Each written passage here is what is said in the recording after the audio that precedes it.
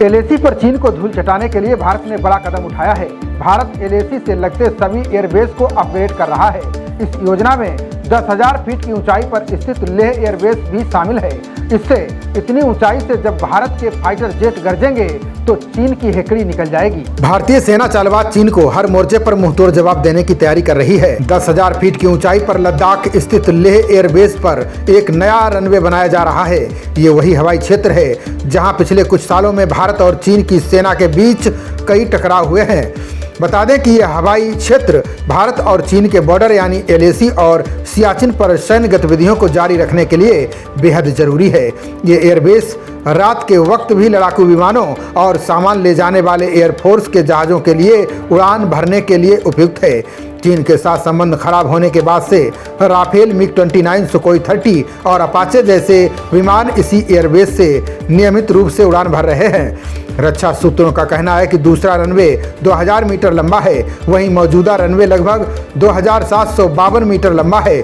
इसके अलावा यहां जहाज़ों के लिए एक शेल्टर और नई बिल्डिंग भी बनाई जा रही है। जब कड़ाके की ठंड में सभी सड़क मार्ग बंद हो जाते हैं तब यही एयरबेस सैनिकों और जरूरी सामान को लाने ले जाने का इकलौता जरिया बचता है।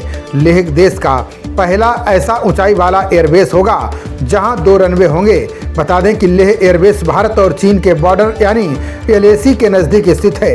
यह एयरबेस रात में भी उड़ान भरने के लिए उपयुक्त है। 15-16 जून 2020 में जब गलवान में हिंसक झड़प हुई थी तब इसी एयरबेस से 68,000 भारतीय सैनिकों और टैंकों को हवाई जहाज़ों से एलएसी तक पहुंचाया गया था। इन सब बातों को देखते हुए सेना यहां एक नई डिवीज़न तैनात करने की योजना बना रही है। साथ ही इस क्षेत्र में हमलावर हेलीकॉप्टरों और लड़ाकू विमानों के लिए शेल्टर और भूमिगत हथियारों के भंडार बनाने का काम भी किया जा रहा है। यहाँ एक्स्ट्रा टैक्सीवे यानी विमानों के आने जाने के लिए नया रास्ता बनाया जा रहा है। इस टैक्सीवे से ड्रोनों को एलएसी के पास ले जाने में आसानी होगी। इसके अलावा एलएसी के नज़दीक असम के डिब्रूगढ़ में स्थित चबुआ एयरबेस को भी भारत ने अपग्रेड किया है।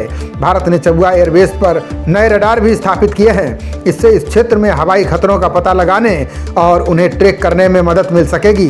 वहीं एलएसी के नज़दीक पश्चिम बंगाल के दार्जिलिंग में स्थित बागडोगरा एयरबेस को भी अपग्रेड करने का काम तेजी से चल रहा है। यह एयरबेस सिलीगुड़ी कॉरिडोर के पास है जिसे चिकन स्नेक भी कहा जाता है। ये पूर्वोत्तर के राज्यों को शेष भारत से जोड़ता है। दूसरी ओर पूर्वी लद्दाख में ही स्थित न्योमा एयरबेस के नवीनीकरण का काम भी तेजी से चल रहा है। चीन की सीमा से सिर्फ 23 किलोमीटर की दूरी पर न्योमा एयरबेस में 2.7 किलोमीटर लंबे रनवे का निर्माण अक्टूबर 2024 तक पूरा हो जाएगा। 13,700 फीट लंबा नया रनवे भारतीय वायुसेना के लिए लड़ाकू और परिवहन संचालन दोनों के लिए महत्वपूर्ण साबित होगा। C-130J सुपर हरक्यूलिस विमान इस एयरबेस से उड़ान भरते रहे हैं। उसके बाद 2020 में गलवान हिंसा के बाद वायुसेना Mi-17 चिनूक और अपाचे हेलीकॉप्टरों को न्योमा भेजा था। खबरों का सिलसिला जारी रहेगा। देखते रहिए जनप्रवाद। नमस्कार।